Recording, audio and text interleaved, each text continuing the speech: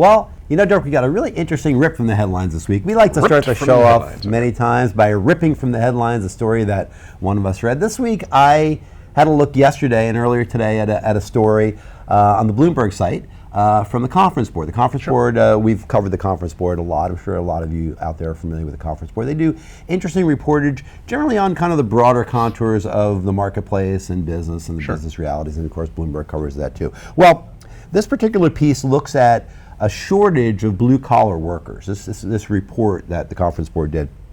Shortage of blue-collar workers and what that means for the U.S. labor market in terms of pay, wage equality, wage inequality, and drawing more women into the job force too, which is interesting for some of these blue-collar jobs. Now, the shortfall is being driven by this shrinking supply of workers for manual jobs and lower-paying service jobs too.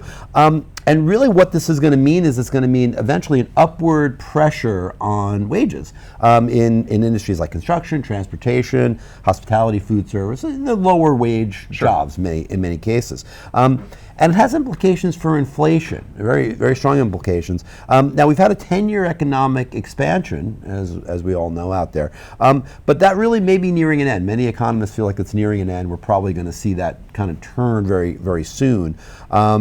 And now my personal opinion, and this isn't part of the story, but I'll just say this, I feel like the current administration's policies on tax policy is probably not helping to not overheat the economy. So it's probably leading to more inflation, which is going to lead to these pressures on wages. In any event, employment right now, and I'm looking at this from the report, 3.7%. That's the lowest in nearly 50 years. Okay.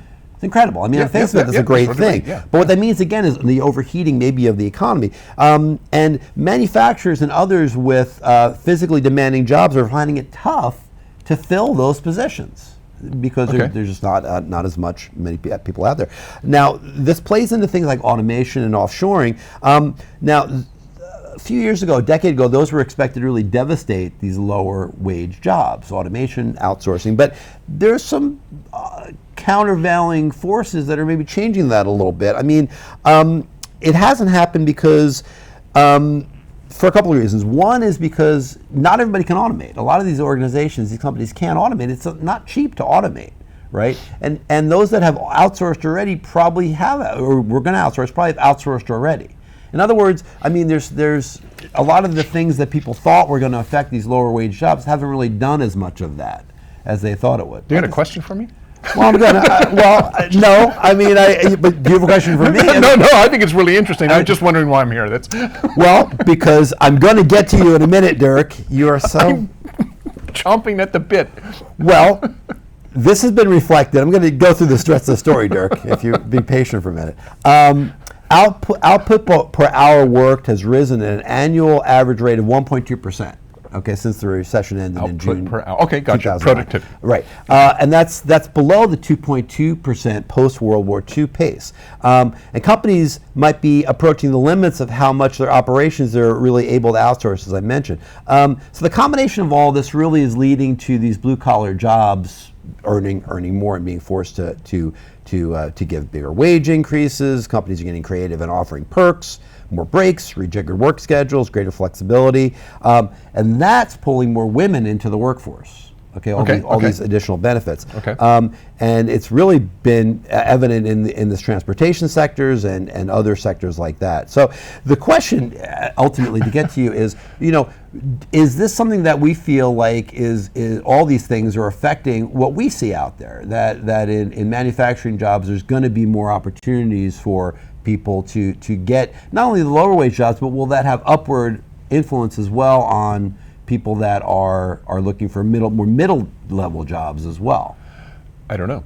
I mean, ultimately, there's going to be an upward pressure. That's what the Conference Board is saying, is that all this is going to kind of percolate up and form some upward pressure to help people have better wages. And is that good for the economy as well? Well, I don't know, because from what I understand, you're right, unemployment is at a record low, but wages are stagnant. but they're not stagnant at that lower level. Apparently, from what this report is saying, that at that lower level, we're beginning to see more of that percolating up, where because they need to fill these jobs and they're having a tougher time, people with disabilities are coming into these jobs. More women are coming into these jobs that traditionally have been jobs that were just done by men. Right, but I'm not sure.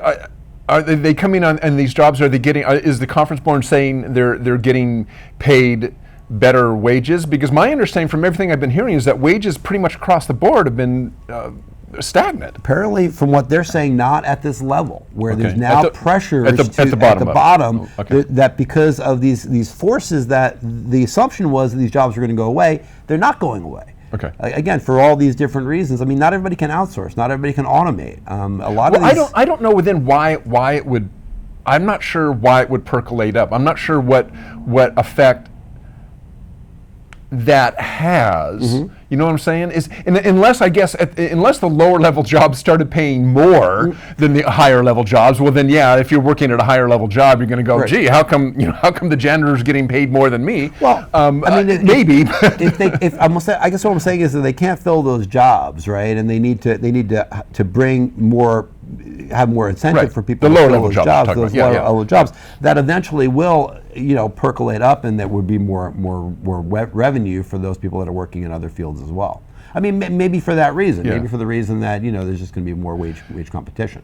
Yeah, that's the only reason I could see it, because I don't see what would drive it other than competition. If you're hiring people on lower level positions for money that's starting to approach what middle-level positions are getting, then I can see, you're going to have wage competition. But other than that, I don't see why one would, and I'm not an economics guy, so I don't know, but I don't see why one would necessarily influence the other. Maybe. But I mean, and that's an inference that I'm drawing from this too. But I mean, I think that ultimately the takeaway here is that these lower-level jobs are more of a struggle in filling them, and ultimately that's going to be good for people that are looking for those jobs. May not be so good for the broader economy, again, as it's going to contribute to the overheating of the economy going forward.